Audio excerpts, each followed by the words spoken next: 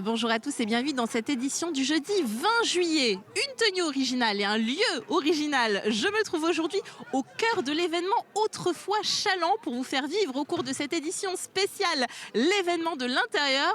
Tout au long de ce journal, nous allons déambuler comme cela au cœur de l'événement pour vous faire découvrir quelques-unes des nombreuses animations qui sont présentes. Ici, nous nous trouvons du côté de la fête foraine avec des jeux de massacre. Je vous laisse regarder les visages des personnes qu'il faut massacrer. Vous risquez de les reconnaître. Voilà, ici, tout le monde peut venir tester les jeux à l'ancienne. Et puis, nous allons ensuite, tout à l'heure, nous diriger du côté du président de l'association Autrefois Chaland pour lui tendre un petit peu notre micro. Mais commençons avec l'actualité et c'est du sport pour démarrer puisque l'heure de la reprise a sonné pour le club de football des Herbiers. Le groupe et ses 9 recrues a repris l'entraînement ce lundi après-midi. Il s'agit d'être prêt pour la reprise du championnat de National 2. Ce sera le 26 août. Colin Davy est allé à la rencontre de l'entraîneur du club.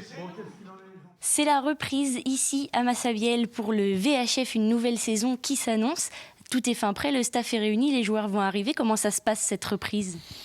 Bien, là on est en réunion de travail ce matin et pour préparer un petit peu, même si bien évidemment tout a été préparé en amont, mais là on finalise parce qu'il y a des petites choses nouvelles qui vont arriver. Alors avant de parler de la saison qui arrive et de cette reprise, est-ce qu'on peut faire un petit retour en arrière ? Comment s'est passée la saison dernière avec un beau parcours en coupe et puis une deuxième place ? Qu'est-ce qu'on retient ?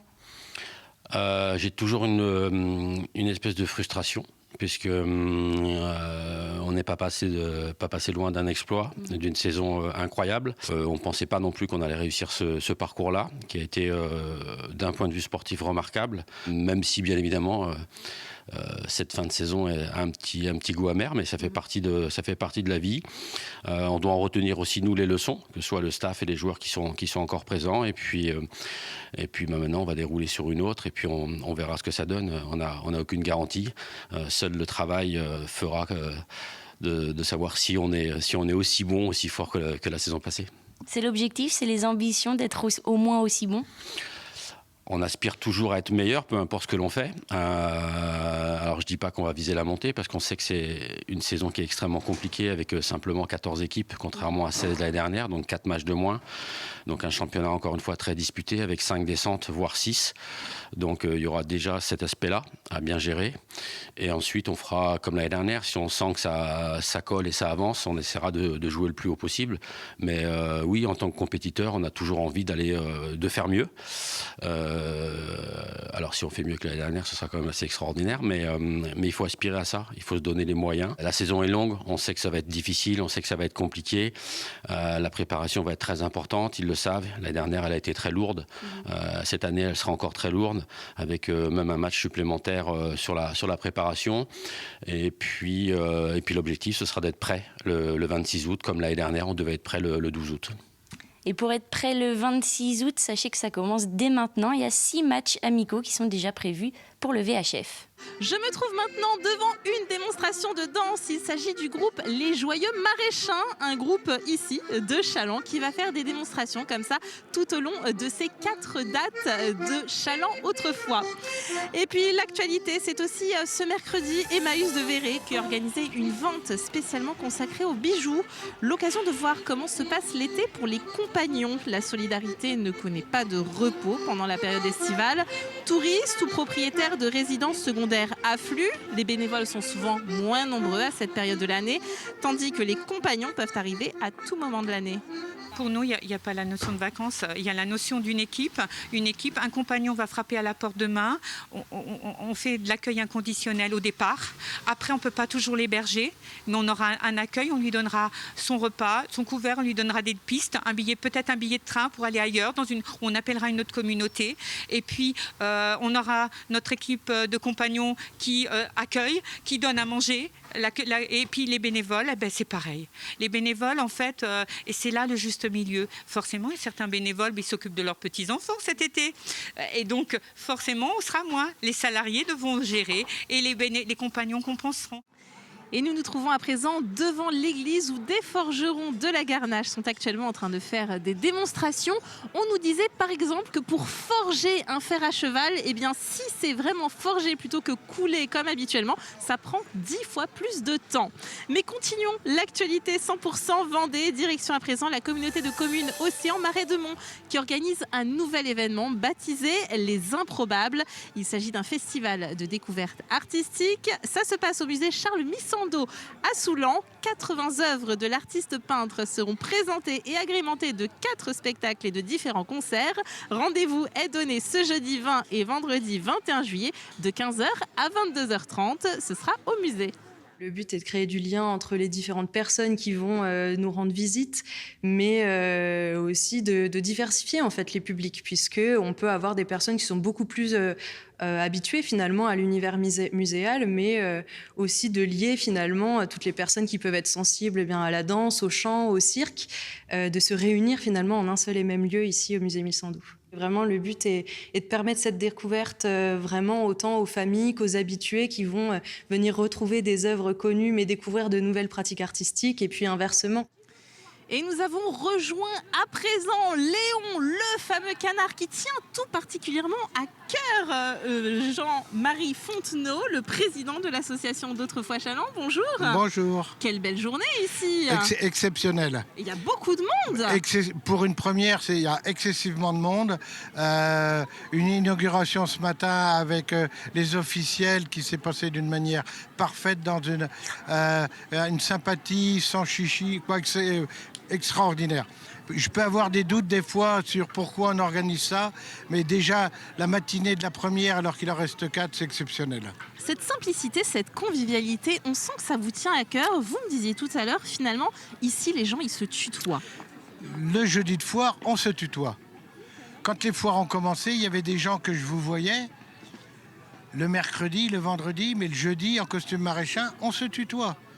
Et donc ça, mes petits-enfants qui font partie là, qui sont costumés, ils tiennent des animations avec des adultes, ils se connaissent pas, au bout d'une demi-heure, ils s'appellent par leur prénom et ils se tutoient. Et ça, c'est quelque chose qui me tient particulièrement à cœur. Alors on va bien mettre le micro devant la bouche parce qu'il y a beaucoup de monde autour de nous, il y a beaucoup de bruit autour de nous.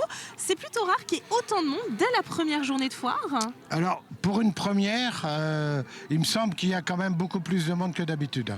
On l'a vu ce matin dès 10h30 à l'inauguration de la foire à la volaille.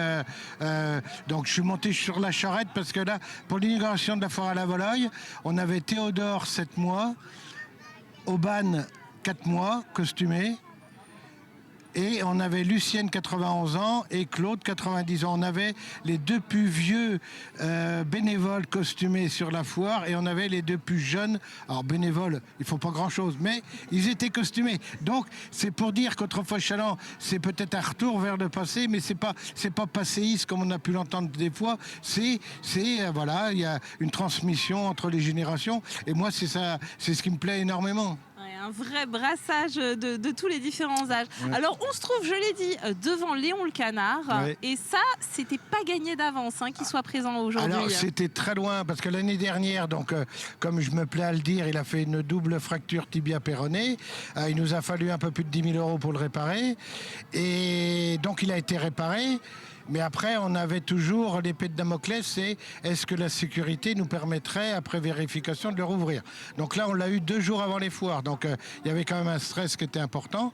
Mais là, Léon est là. Donc là, à l'heure actuelle, il n'y a pas trop de... Mais ce matin, les défilés d'enfants qui l'avalaient pour ressortir, je vous explique pas par où, mais ils rentrent par le bec, donc il faut bien qu'ils sortent par quelque part. Donc ça, voilà, vous voyez ce que je veux dire. On a l'image, mais il n'y a pas de dégâts, voilà. Et alors, qu'est-ce qu'il y a de nouveau cette année finalement? Est-ce que la foire 2023 est la même que celle de 2022? Alors, oui, on peut dire oui, parce qu'il n'y a pas de gros changements. Il y a des nouveaux spectacles dans les diverses animations, des nouveaux discours pour les faux officiels, un nouveau texte pour l'école, un nouveau spectacle pour Guignol. Et après...